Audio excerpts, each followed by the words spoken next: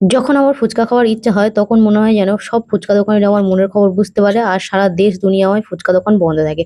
সেদিনকে আমার ফুচকা খাওয়ার কি না ক্রেভিংস হচ্ছিল কিন্তু একটাও ফুচকা দোকান খুঁজে পাইনি সারা সোনারপুর ঘুরে, ঘুরে। তো আজকেরে ফুচকা খাওয়ার কোনো ইচ্ছাই ছিল না আর কোনো প্ল্যানই ছিল না। কিন্তু তাও দেখি দোকানি বসে আছে। তো দোকানিকে বললাম, "আজকের আমাকে ফুচকা দিতেই হবে। না দিলে তোমাকে ছাড়বো না আমি।" তো বলল, "ঠিক আছে আজকে তো ফুচকা দেবোই আর এক্সট্রা আলুও দিয়ে দিয়েছে কাকু।" কারণ বলল যে, "বাড়ি চলে যাবো, এক্সট্রা আলু আছে এটাও নিয়ে যাও।" আর আজকে ৳১০ র ৫ টা করে ফুচকা দিয়েছে মানে ৳২০ র ১০ টা ফুচকা দিয়েছে। তো আজকের ফুচকা পেয়ে মনটা ভারী খুশি হয়ে গেল। আর সেদিনকে ফুচকা খাওয়ার এত ইচ্ছা হচ্ছিল সেদিন রাগে আর ইয়েতে কিছুই খাইনি আমি রাত্রেবেলা শুয়ে পড়েছিলাম। তো ফুচকাটা খেতে সেই টেস্টি হয়েছিল আর টক জলটাও খেতে খুবই ভালো ছিল। ভালোই বানায় এই কাকুটা। তো তোমরা কারা ফুচকা খেতে ভালোবাসো বলো? ফুচকা না খেলে কি হয়? ফুচকা হলো মেডিসিনের মতো কাজ করে।